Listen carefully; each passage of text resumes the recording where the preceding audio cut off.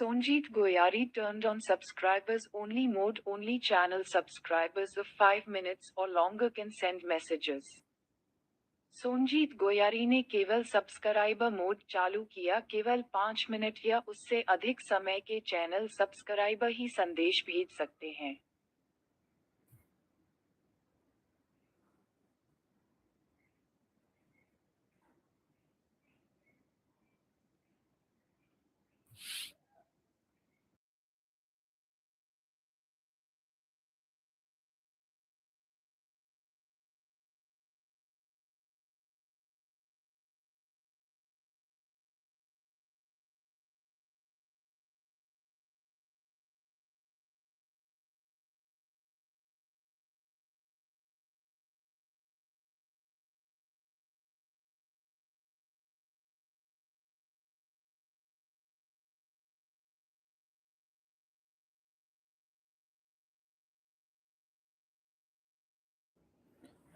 सोर फैखोलै कमेन्ट हरबानो जायोमोन। सोर फैखो?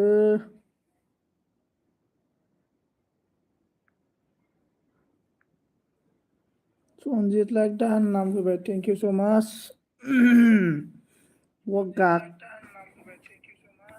बहा गाखो नागिरलाबायलाय नोंलाय दहायलाय?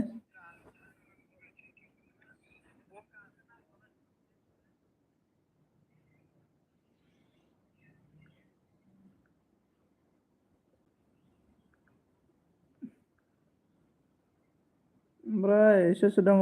महन्त बर'। अन थेंक इउ लाइक दान होनायनि थाखाय थेंक इउ महन्त बर'। ओमफ्राय कमेन्ट खालाम दे लोगोफोर।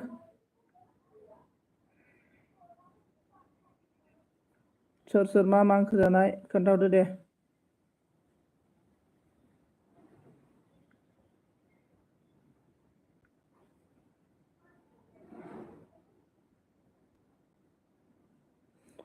सोर मा ओंख्रि जानायमोन खोन्थाहरदो दे।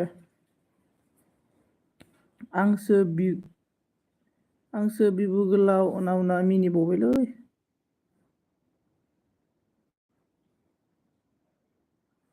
बिबु गोलावसो जाहैबाय होनबा आङो। बेनिफ्राय मा दामखो जोंहा बयलार आलु ब्रनो बिराद गोथावलै नोंसा गोथाव।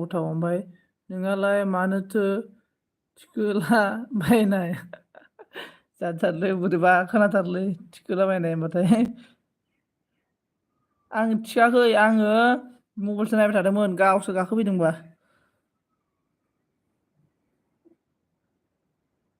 ओमफ्राय सोर दङ दे कमेन्ट। मा ओंख्रि जानाय गितिका मोनालाय? लिंग्रि।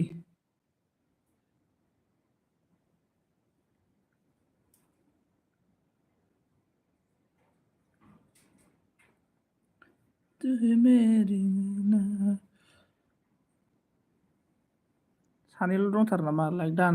Thank you. मिनिलाबायबायलै।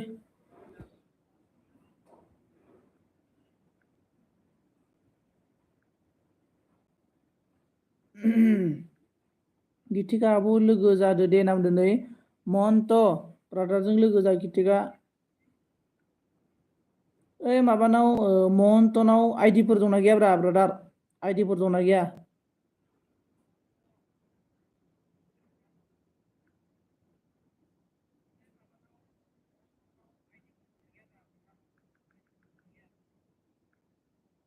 सोरना आइडि दं कमेन्ट खालामलाय देलाय।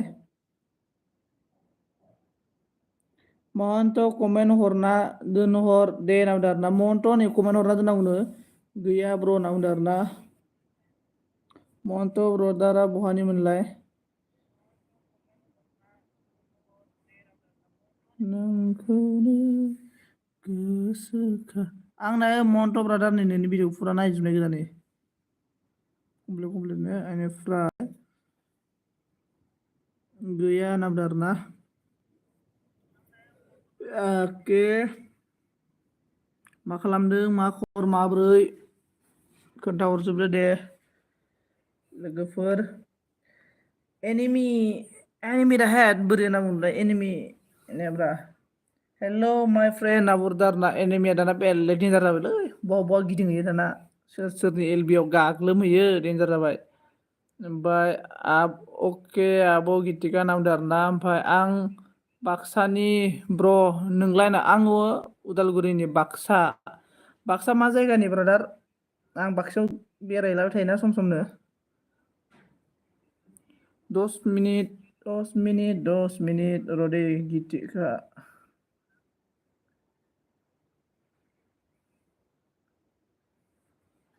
बेनिफ्राय like don thank you so माच लाइक डाननि के लिए बेनिफ्राय ओरैसो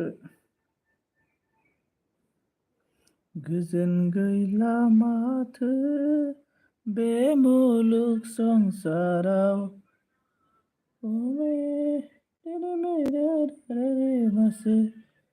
हुदा का जाना बेनिफ्राय सोर दङ कमेन्ट खालामदो आं दाख्लै मोननै आइडि बानायदोंमोन नोंसोरनो हरनो होननानै ओमफ्राय आइडि बानायबाय ओमफ्राय उनाव आइडि बानायखांनानै आंनिखौ साब खालामबाय आङो ओमफ्राय साब खालामखांनानै उनाव नायफिनबा आइडियानो गायब जाना थाबायब्रा बेनिफ्राय रागा जोंनानै बानायासै आं आइडिखौनो बेनिफ्राय कमलाबारि अबे एरिया गोलैयोलै रुप'यि ना बाक्सा माबा रुप'यि ना सालबारिखै ना ओरै माबाखै मा होनना बुंगोन जायगा अनेक दंलाबायना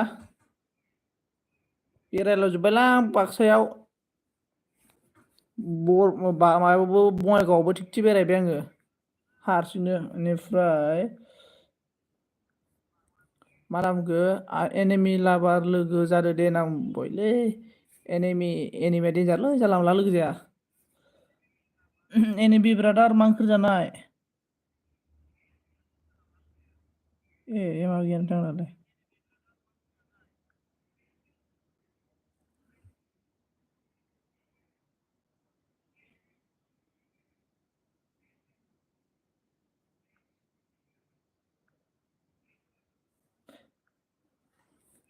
10 मिनिटनि उनाव आं आइडि हरगोन दे नोंसोरो मोनसे मोनसे 10 मिनिटनि उनाव आइडि हरगोन दे आं मोनसे मोनसे नै बिशालाबो दासो एलबि होबायना बिशाला आंनि टाइमखौ सेना लाबायलै आंनासो ओइ 4:30 होखायोमोन आं सानफ्रामबो ओमफ्राय दाना ग्रोब बोरैबा होस'ना होबायना इयो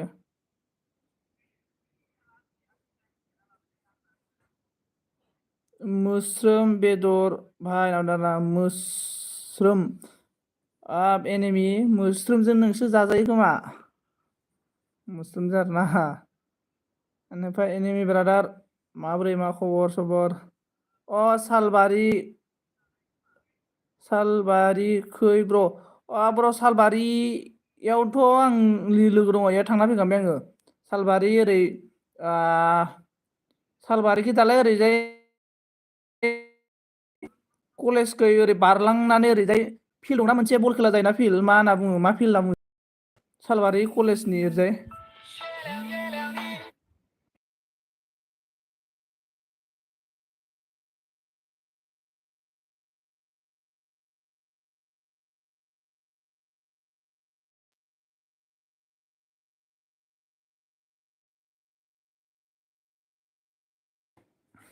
बेनिफ्राय हेलौ बैनाय नामदारना अन बोरै खबर बैनाय खबरखौबो मा होनबावनो खबरा थिगालाय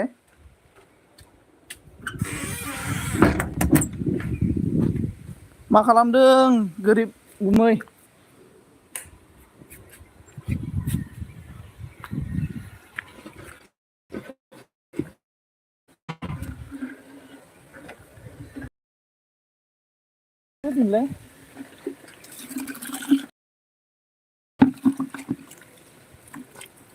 अन महन्त ब्र' दालाय बाक्सा माबानि सालबारिखै ओरै दालाय फिल्डखै दालाय मोनसे फिल्ड दंना मोनसे फुटबल टुर्नामेन्ट जाबाय थायोना बे दं आरोना बे फिल्डनि नांजाबनाय ओरै खिथुमखैनि फुख्रिया बिनि आंनि लोगो आरोना बिसिनाव माने आं थांना फैखांबाय आरो बाक्सायाव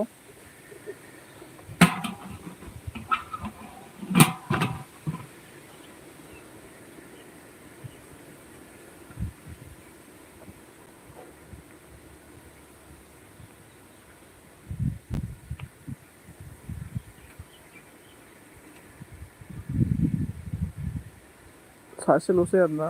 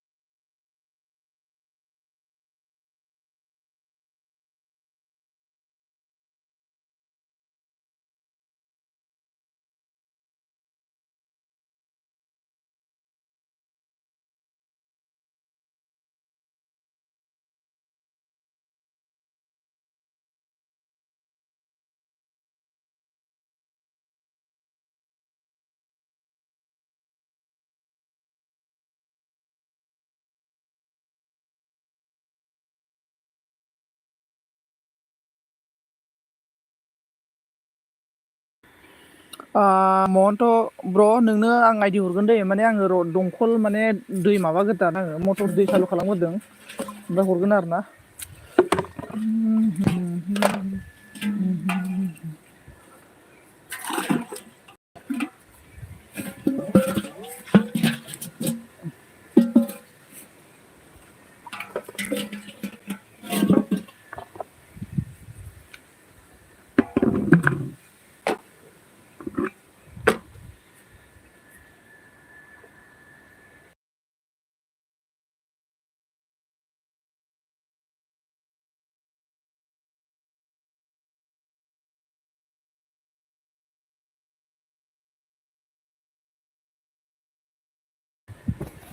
जोंना माबा फैदों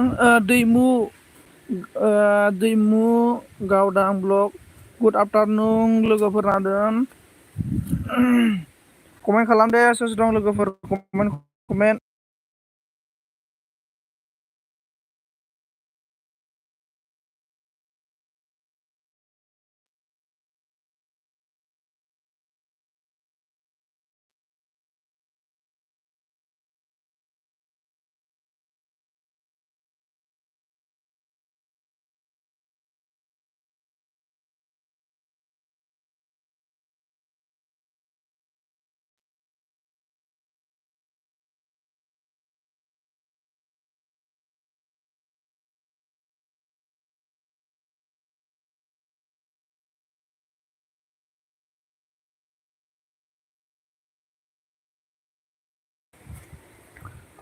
सोर सोर दं कमेन्ट खालाम दे कमेन्ट आइडि हरगोन ना।